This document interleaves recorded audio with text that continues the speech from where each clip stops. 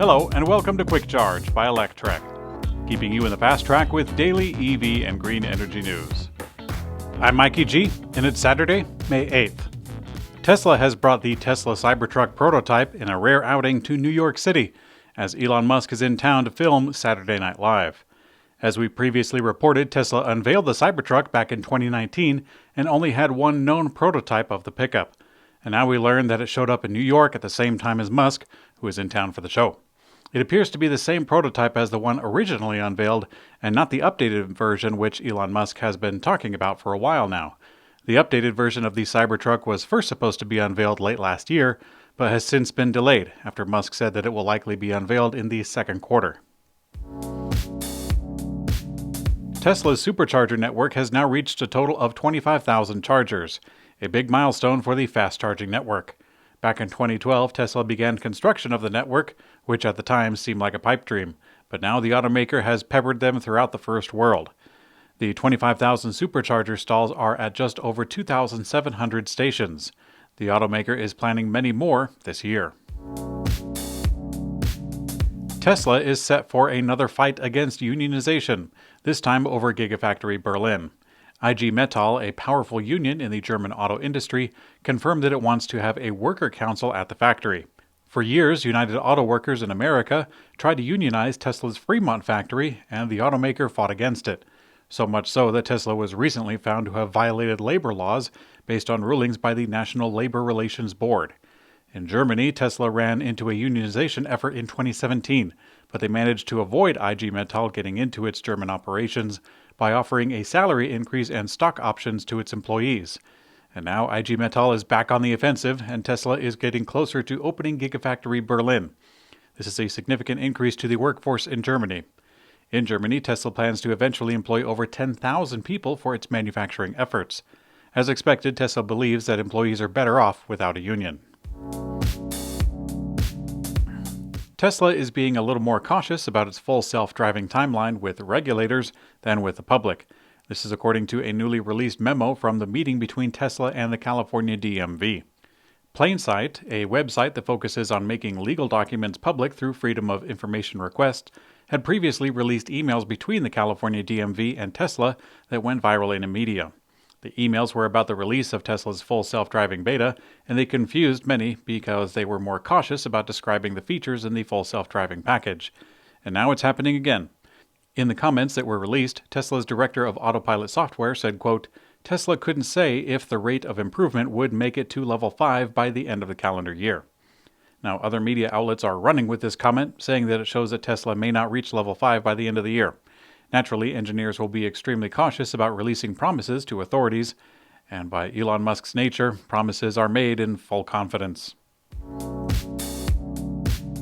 Tesla updated the pricing on the configurator for the Model 3 and Model Y.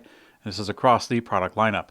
This is just the latest of small price increases in a long series that's starting to add up. In February, Tesla made several changes to the Model 3 and Y, mostly going down, and then again in early March, they increased it, and then again in late March, April, and then late April, and now early May. Tesla's Model 3 Standard Range Plus and Model 3 Long Range All-Wheel Drive are both receiving $500 price increases. With these 4 increases in a row, the Model 3 Standard Range Plus, the cheapest vehicle that Tesla has now increased from a base price of $37,000 to $39,500. The Model Y has undergone similar changes in the time frame. We're not really sure why Tesla is doing this, but it may have something to do with the sold-out demand that they reported for the first quarter of the year. Tesla is planning a new facility next to Gigafactory Texas, according to newly filed documents with the local municipality. Tesla has filed documents with the city of Austin for a new facility codenamed Bobcat Project. Business Journal Austin reported on the new filing. It's not exactly clear where the project will be constructed, since Tesla has acquired so much land around Gigafactory Texas. According to the documents, the new facility will cover as much as 97 acres, but it doesn't specify what it will be used for. Tesla is also expected to build a battery cell factory at the site, but the manufacturing capacity is expected to be deployed on one of the main buildings of the previously submitted Gigafactory Texas project. The automaker is also rumored to be planning a lot of installations in the site, as CEO Elon Musk even said that Tesla Gigafactory Austin will have an ecological paradise open to the public for visits. Lion Electric will build a new manufacturing plant in Joliet, Illinois. It will be the largest all-electric medium and heavy-duty vehicle plant in the U.S., that's according to Lion. The 900,000 square foot facility, for which building ramp-up is anticipated in the second half of 2021, is expected to add a minimum of 745 clean energy jobs to the region over the next 3 years. This is with an annual production capacity of up to 20,000 all-electric buses and trucks. The company has committed to an initial investment of at least $70 million over a 3-year period as part of the agreement with the government of Illinois. The Biden administration is calling for electrified fleets throughout the government as a nation, especially electric school buses. Lion Electric has a history in that realm and could expedite that goal. Sono Motors has announced that it has signed a letter of intent with MAN Truck and Bus to explore integration of Sono solar technology into MAN's ETGE electric transporter van. Sono Motors developed a solar electric vehicle called the Scion that, the company says, can add up to an additional 150 miles of range per week, while MAN Truck and Bus is one of Europe's leading commercial vehicle manufacturers. Due to the large surface area on MAN's van compared to the passenger vehicles, Sono Motors' solar panels are particularly suitable for commercial applications, such as last-mile delivery.